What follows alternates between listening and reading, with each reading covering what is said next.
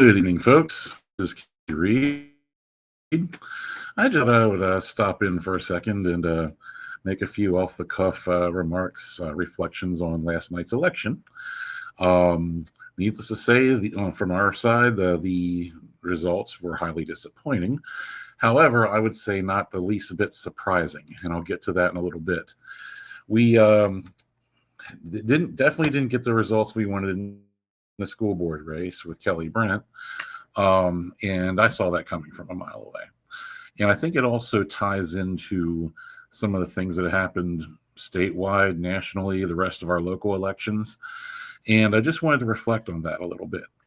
And I'd like to start off by referencing a serenity prayer I saw in a poem one time. I don't know who the author was, but it basically said, Lord, give me the serenity to accept the things I cannot change, the will to change the things I can, and the wisdom to know the difference. And I think there's many things that are beyond our control that we can't change. That's not just in reference to last night's elections, but all of them, especially in recent years. And there's definitely things we can change. The things that we can't change are definitely major obstacles, but they are not insurmountable and they can be overcome. And we overcome them by working on the things we can change. And again, it all kind of ties in at all levels: executive, legislative, and judicial, and federal, state, and local, and all branches. But I'm going to first just focus in on just the Kelly Brent Terry Mickle election alone. Now, the silver lining in all of this is that it wasn't much worse. Quite frankly, I expected Kelly to lose by at least 20 percentage points, probably closer to 30. The fact that she only lost by about 10 percentage points is actually a pleasant surprise. And now a loss is a loss and a win is a win in the same, whether it's a landslide or, it's a squeaker, the results have the same effect. However, I did expect a much more disastrous outcome. In private, because I didn't want to be a source of discouragement in the public square. So I didn't make these comments publicly, but those in my close circle of friends, including my own wife, had asked me the nights leading up to the election what I thought Kelly's chances were. And I gave them a sports analogy. I said, well, let's put it this way. Imagine a baseball game where you only start the game in the bottom of the ninth inning. And you start the game not only in the bottom of the ninth inning, but with the bases loaded, no outs, and the count 3 balls and no strikes at the plate. So the visiting team in that impossible scenario almost has to find a way to keep the home team from scoring before they get 3 outs and then take it into extra innings and win. Or to use another analogy, a football game that has no time on the clock is just whoever scores first. And instead of having a kickoff, you start with one team first and goal on the goal line. So in both those scenarios, I said, okay, Team Brent is the defense in that hypothetical football game, and Team Mickle's the offense. And Team Brent is the visiting team in the baseball analogy, and Team Mickle is the home team. Why do I say that? Well, first we'll start with the things we cannot control. And this is always going to be just the run-of-the-mill reality. There's nothing we can do about it. So we just got to know that this is how it starts. This is how the game is played.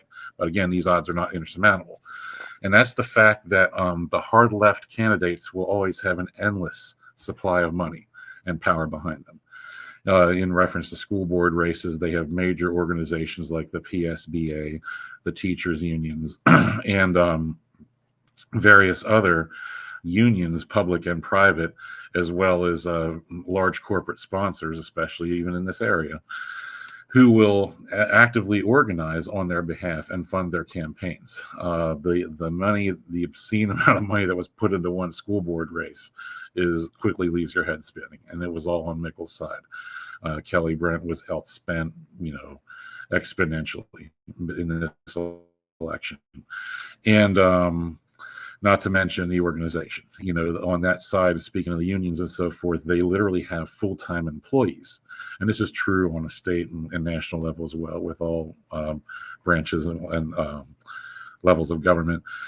But they literally have full-time employees whose job it is to be a political activist. That's literally what they do for a living, and it's well organized. And that's not something you can really get rid of. You just have to find a way to overcome it. And it was a little frustrating on election day because the job my wife and I basically had for the Brent campaign, we were going around to the various polls, just checking in on our poll workers to see how they were doing, see if there was anything they needed, and kind of reporting back to a few of the others who were helping us organize the polling activity for Kelly.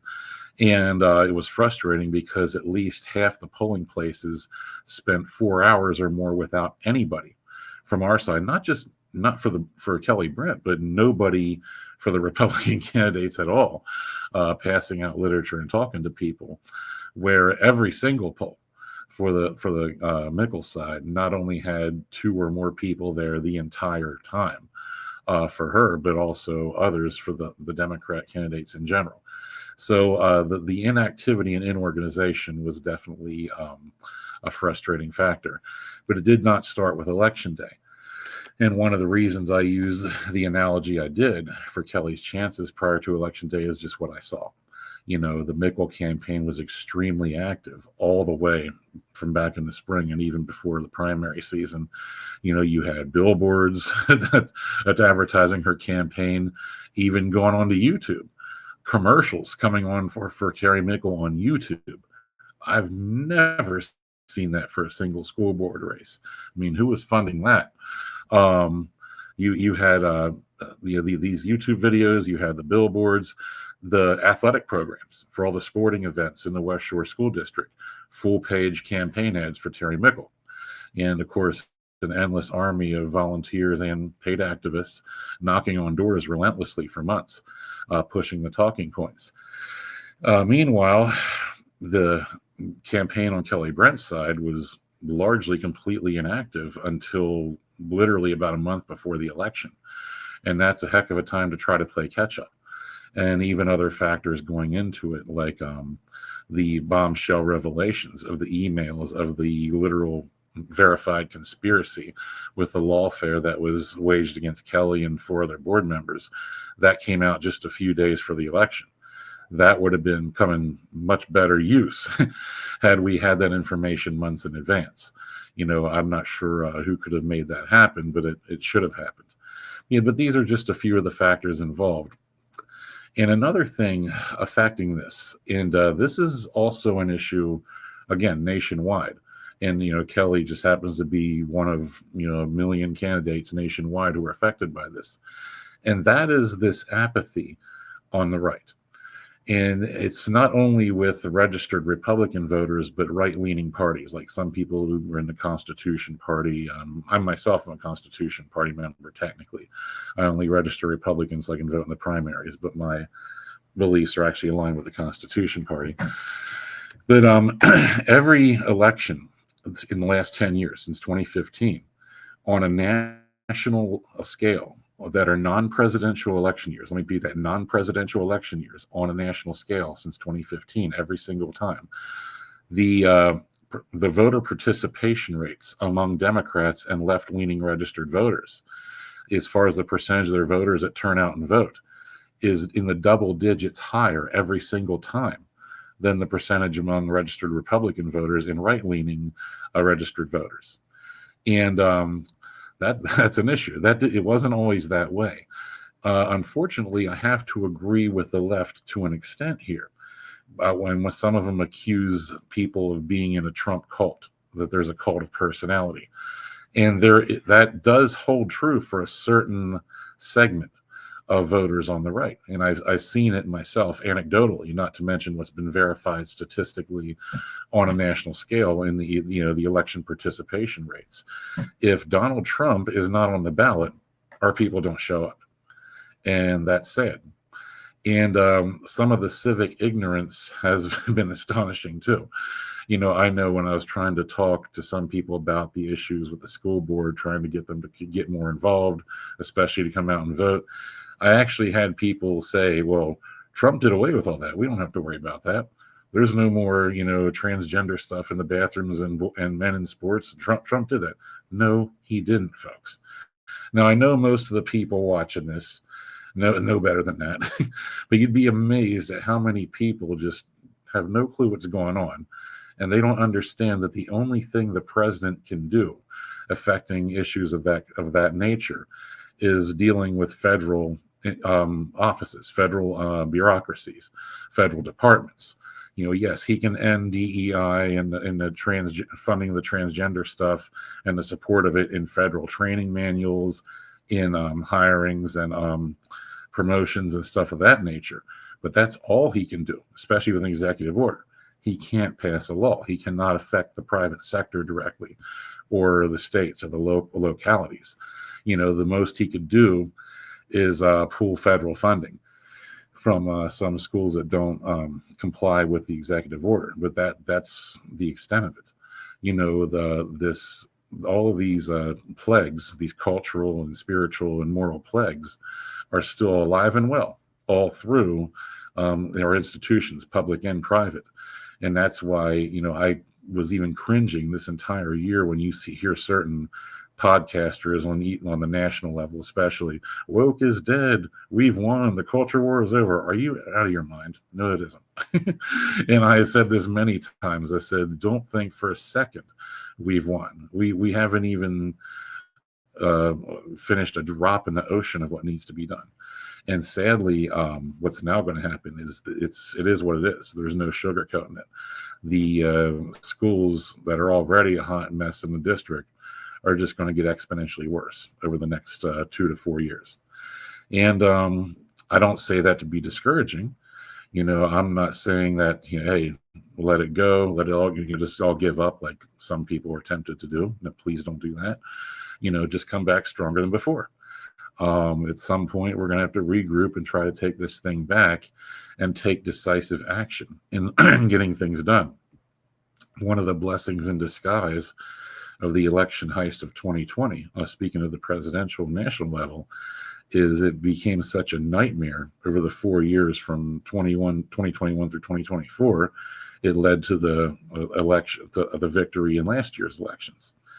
And again, we need to stop with the nonsense of what I call the Trump cult of personality, to think he's some kind of God, or that he's has some magical powers to do everything on his own and fix everything. That's not going to happen. Wake up, folks, because what happens on the local level is far more significant and affects you directly more on an individual personal level than anything that happens on a national level, especially including the president by himself. A friend of mine, I'm not going to put his last name out there to embarrass him, I'll just say his first name, Bob. I've gotten annoyed with him, although I had to laugh. In any election that's not a presidential election year, and he's taking pictures of a ballot and he shows me, he thinks it's a big joke, he'll go vote, all right. Yeah, and he'll do write-ins. Yeah, and all his write-ins are like, Daffy Duck, Porky Pig, Darth Vader, and he thinks it's funny because he doesn't think anybody other than Trump is worth voting for. We really need to get over this. And granted, it's only about maybe 12% of the right-leaning registered voting population, but that's enough to change the results in elections on a mass scale. It really is.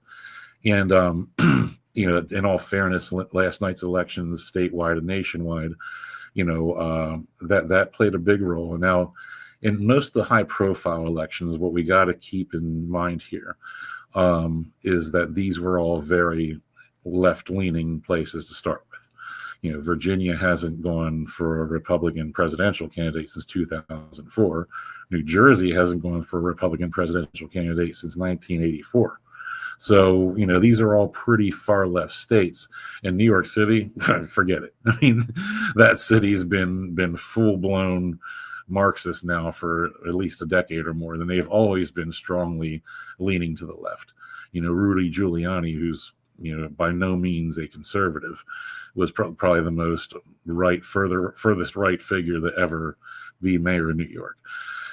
So there are silver linings in here. And like I said, I was actually surprised that Kelly didn't lose by more. Not that would have made any difference with the outcome, but it's, with all things considered, I really thought it was going to be a real bloodbath, not just a simple basic landslide loss.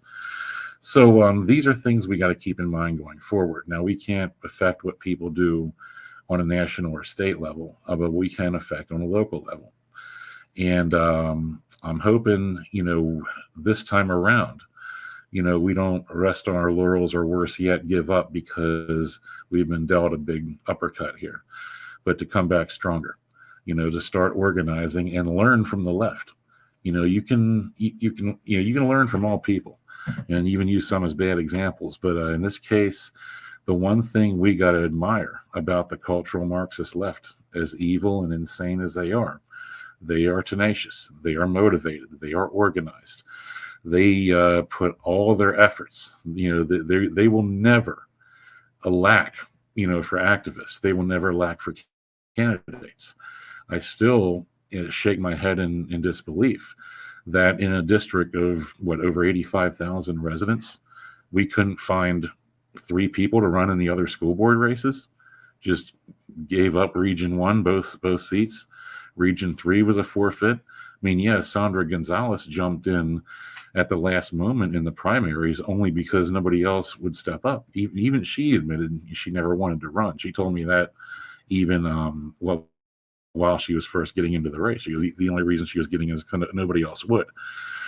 And of course, if you followed there, you knew the story there. She was deliberately sabotaged from people who were supposedly on her side, which was another shame. But here, by the time it's all said and done, especially with Heidi Thomas's very untimely resignation, couldn't have come at a worse time, although I fully understand the circumstances in which she did it.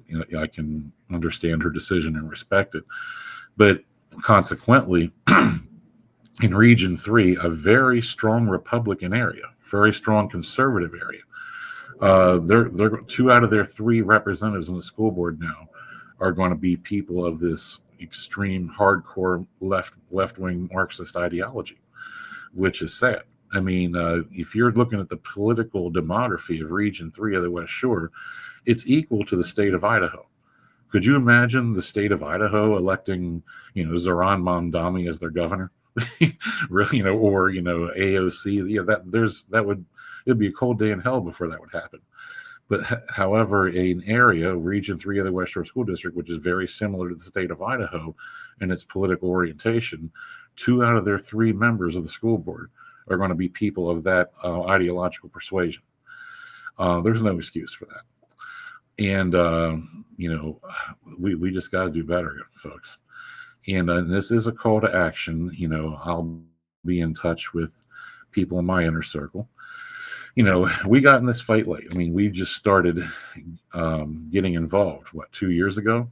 And a few of us, ragtaggers, and we are starting to learn more and more. And I'm confident that in the future we'll be more of a force to be reckoned with, especially with some of the new younger blood coming on board who seem motivated and know how to organize and get people together.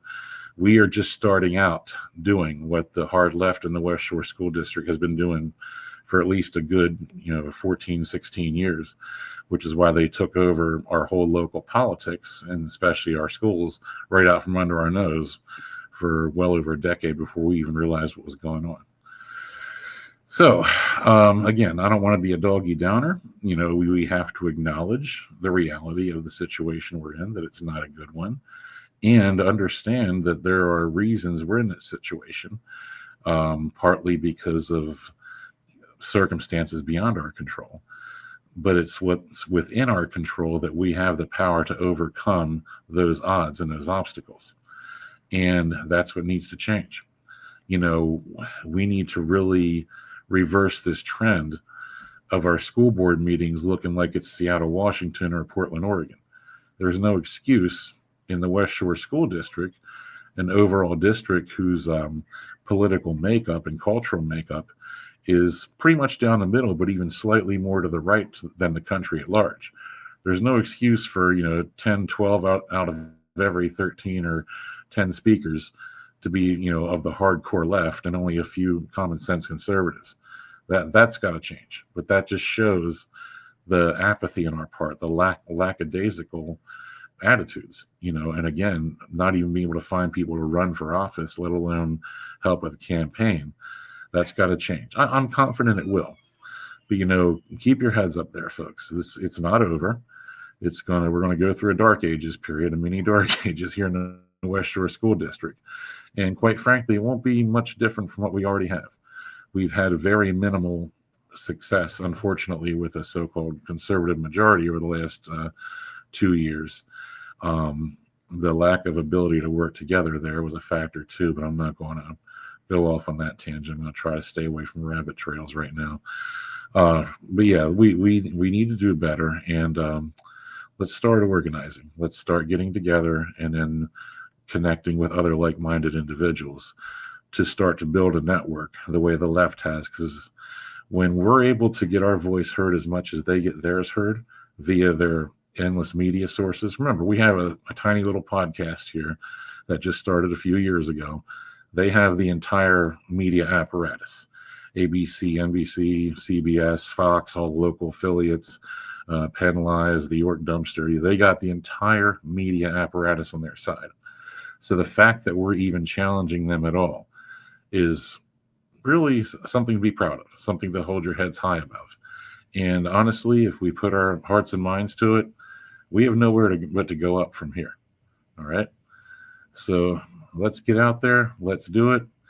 And this is a time for sober reflection, but not despair. Okay. God bless everyone. Have a good evening.